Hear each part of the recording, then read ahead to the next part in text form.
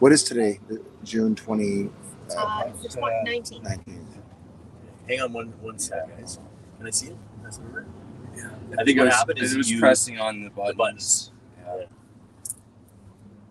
William up. William up. Cancel.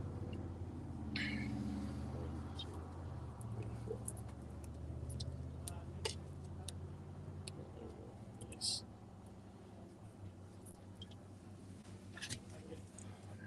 So William down key, power key for 7 seconds. Yeah, it's funny how you don't see any news stations out there, right? Well, I don't know if you want them though. Well, you know what though? Like, CBC, and that's the stay thing. home. Because Yeah, I they know. don't promote the correct stuff. That's Like, right. I mean, because I saw some of the stuff that was going on in Ottawa, and it was like, and our daughter is a nurse in Ottawa, and she said, "Mom, the things that are going on down there," I said, "You're not seeing the whole thing.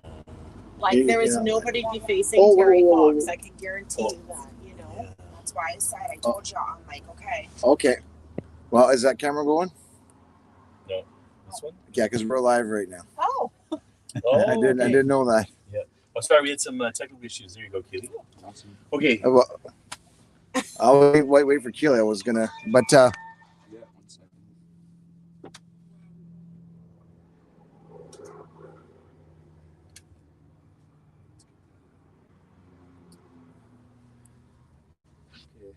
we're good. We're live there, but we're waiting for another camera here. So just hang tight. That's the great thing about live streaming and stuff. Everything's real. Right. I wonder if you gotta put this back a little bit. Where do you want the door closed?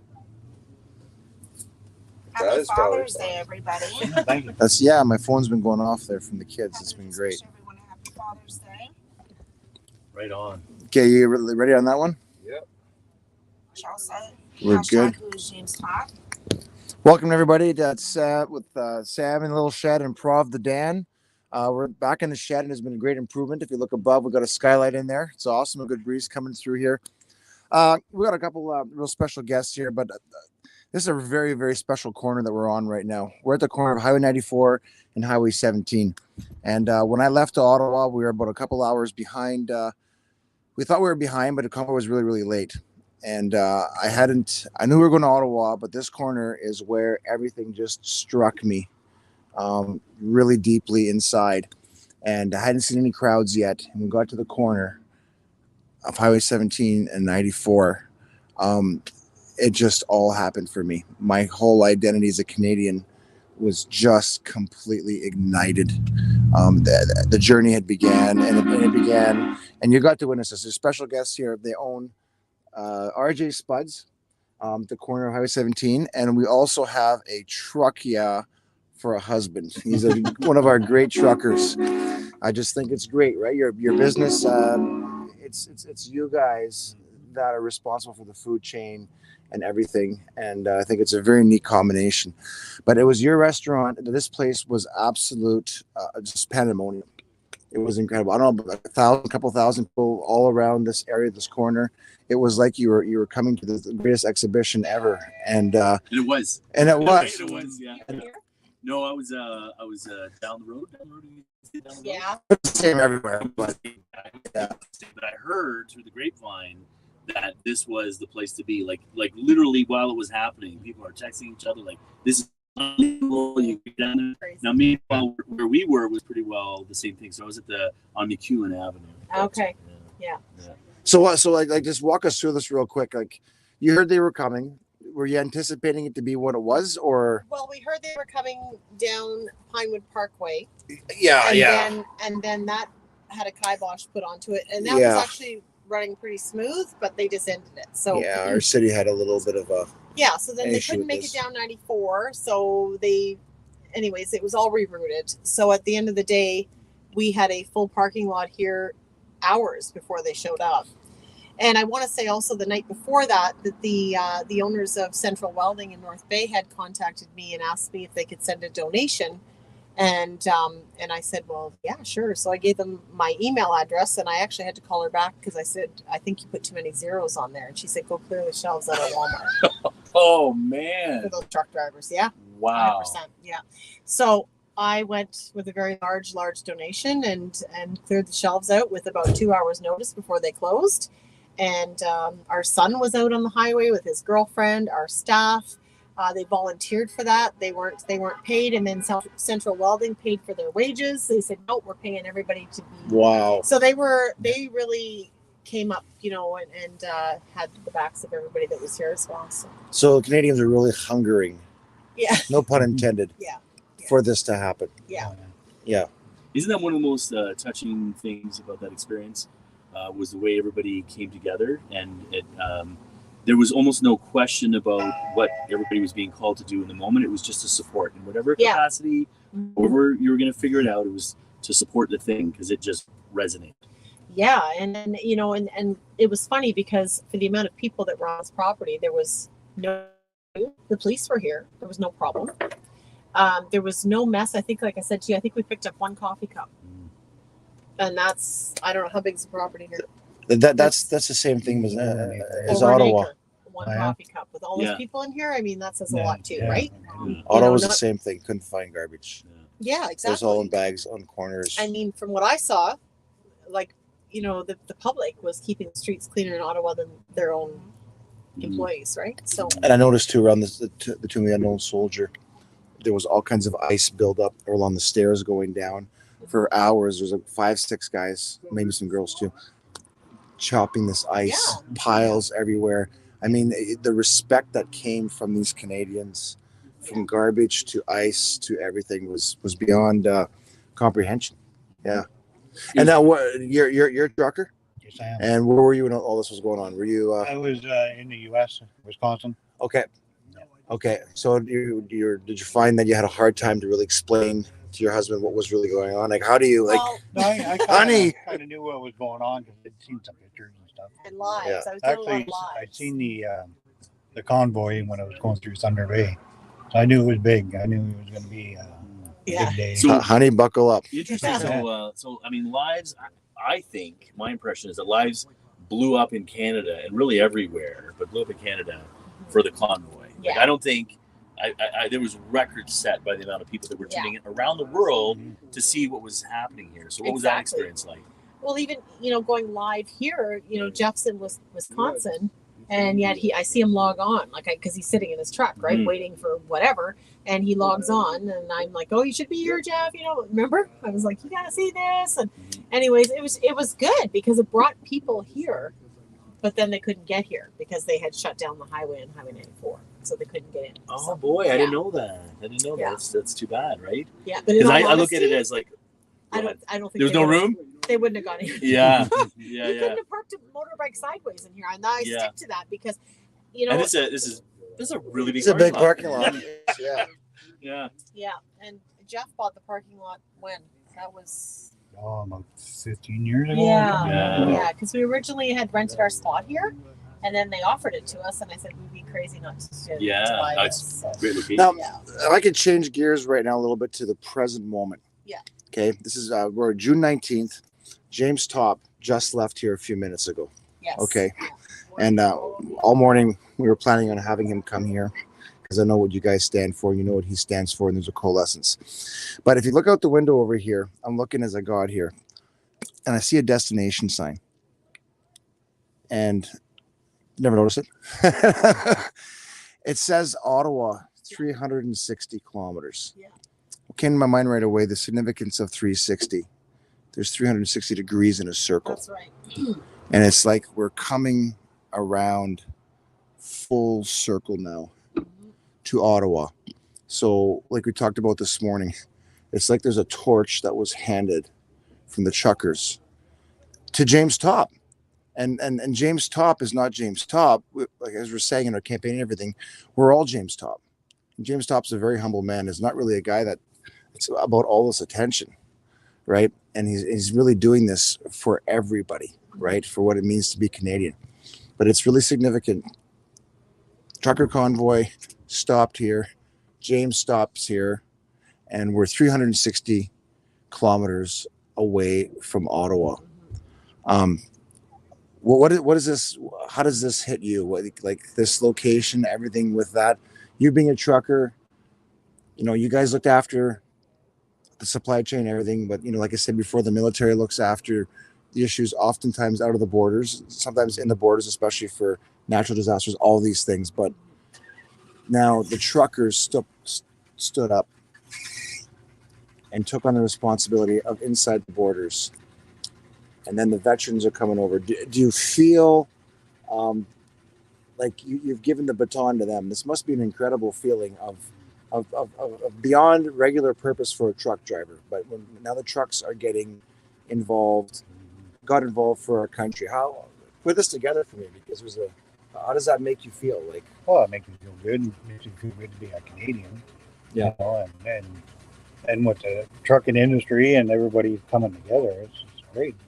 Yeah. And I think the big thing was, like, Jeff works for a company. He wasn't able to partake in any sort of a convoy situation going down there. But he wanted to. But, he still had to provide food to people. And, what I mean? And that's the goal, is to make sure that people can still eat, Truckers have a conscience.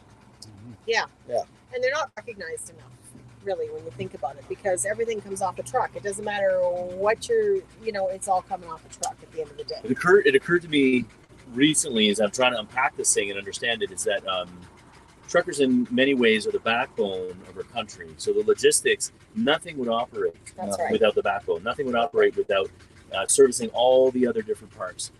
If this is your dedication, if this is the thing that you do in your livelihood, for your community, for your family, for Canada, it's almost as though the culture was already there. When there was a big problem in front of us, there was a question of what needed to be done. What needed to be done was resolve the problem for each other. Right. It's a service industry. You operate in service to each other. We have an issue, it needs to be dealt with. You just deal with it, right? Yeah. And it's amazing to me how now we have somebody else carrying the torch, who's a veteran, who's again dedicated most of his life in service to each other. James said some really inspirational things yesterday in North Bay, and one of the things that really hit me was that he said, "I'm not perfect. I'm not going to say I'm perfect, and this is not about me. This is about us." So the way the truckers did it, the way James is doing it, the way Canadians need to do it, is work and service to each other. Mm-hmm. And that means, serving food on the side of the road. Yeah. Because we need to eat, because we have to support each other. That's right. It means carrying each other's rucksack, or literally transporting each other's goods to the place it needs to go. Yeah, we all have that opportunity. Exactly. Yeah, we have a dog in the Canadian Forces. She's supposed to be Petawawa. So. Wow. Really? Yeah. Is she going to be on the side of the road? She's probably driving as we speak. She went home today. Yeah. So, Right on. Yeah, so she's heading back there. But it's true. Like, I mean, you have to have everybody's back, right? Yeah. Or you should. Yeah. So at the end of the day, you gotta push for the change, because if you don't push, it's not going to change. Yeah. Because nobody else is going to do it for us, right? No. Like, in a lot of ways, James is pointing for us the way the convoy pointed for us. Yeah. But it's up to us. It's up to each individual to work in service to one another. I think recognizing that from the get-go, right, is it's not about us. Yeah. It's about looking out for each other. Yeah, exactly. Yeah, at the end of the day, that's it. I think it's really significant. You can't see who's behind the camera right now, but a real wonderful lady, Nicole from Hold Fast. Got some commonality here. They both deal with food, deal with burgers, deal with everything, in that industry, and different stories, but it really brings a realization of, we just take things for granted, right? You turn the toilet, you flush the toilet, it's magic, it goes away. You turn the tap, it's magic, it goes away. You turn the light bulb, it's magic. You cook burgers, it's magic. I think there's a real disconnect between people understanding the infrastructure that goes behind a successful burger. Right? Yeah, everybody gets it easy and you make a ton of money. Yeah, and honestly, that's the thing. Since growing COVID, the hay to the cow to the man, to all the farts that are destroying our ozone layer. I mean, yeah, and they're going up every day. Every day. Our oil canola used to be, we paid 19, and now we're paying 57. Yeah. 16 liters. Oh my goodness! And this is all within 1 year. It went up that much. Grind one fryer right now. See? We change it twice a week. Yeah, and that's two the fryers. thing. So we're spending $200 a week minimum on oil here. So that's $800 a month. just to make price. And I see a combo $13, $14, $15, and to me, I'm not complaining that they're charging too much. I understand why they have to charge this. Yeah. And now this just can't go on for much longer. Well, it makes me wonder because I actually had somebody say to me yesterday, "Are you in this to like retire?" I said, "Pardon?" Like what? Yeah. I'm on the Freedom 95 plan. What are you talking about? But, Not expensive. but I said that's what I said to Jeff. I got in the truck. I said he really insulted me, and I said no, but McDonald's is that way. Yeah. What do you say? You Like pay the same amount at McDonald's and I get was just gonna say about that. half as much, right? Yeah. And for You not get very, you not pay very, you're not $2 getting for a anything. fry like that, or you Yeah. pay yeah. $4 for our fry, or you Yeah. can't even eat it. Exactly. So yeah, it is what it is. I mean, we're trying to adapt with all the inflation of food costs, which is astronomical. Compared, it's like an 8.3% last time I looked increase inflation. So, I mean, you go and your crackers used to be like buy 2 for $6. Now it's 2 for $9. Like it's crazy. Everything's going up. It's incredibly rapid. It's hard to keep up, Yeah. right? It's happening so quickly that it's hard to keep up to know how do you adjust your prices? How do you recoup everything, Yeah. right? It's Speaking of keeping up, I think you're We're all not- leaving on you. Yeah. look at that. We'll catch up. Yeah. James ain't that fast. So what do you think? It's all important. Like, so what does Jamestown March mean for you in terms of the things that you've experienced and in terms of where we're going? Well, I think, in my opinion, like what I saw with the whole, the soldier that was laid to rest without a name at Ottawa, all the people that were veterans that were there, the way the veterans were treated, I had an issue with that because they give for your I'm a country, veteran too, by the and way. Jeff is a veteran. Oh, too. wow. Yeah, Double handshake here. yeah. So Many years ago, but yeah, but why are I did you 6 years. why are you treating these people that way that have come like to serve for your country, and then you treat them like you did, even the forces, the police, the lady with the horse, like I mean I watched all of that was disgusting. Yeah. Who runs over an old lady with a walker and a Tim Hortons coffee cup in her hand with a horse? Who does that? Like I just and she was just down there doing something she believed in, so I think that's pretty crappy. There was a lot of things that were inexplicable, like absolutely inexplicable. Yeah. Right? Unprecedented. And the force that was used. It was, I think, it was disappointing for a lot of Canadians because I think we crossed some place that nobody expected to cross and we never wanted to cross. Exactly. Right? That there were certain things that you maybe acknowledged that might happen other places, but you never wanted them to happen here in Canada. And I think in a lot of ways, we can't move on from that until we address it and speak to each other and make sure that doesn't happen again. Right? That we that we're like, how do we avoid that from happening again? Yeah.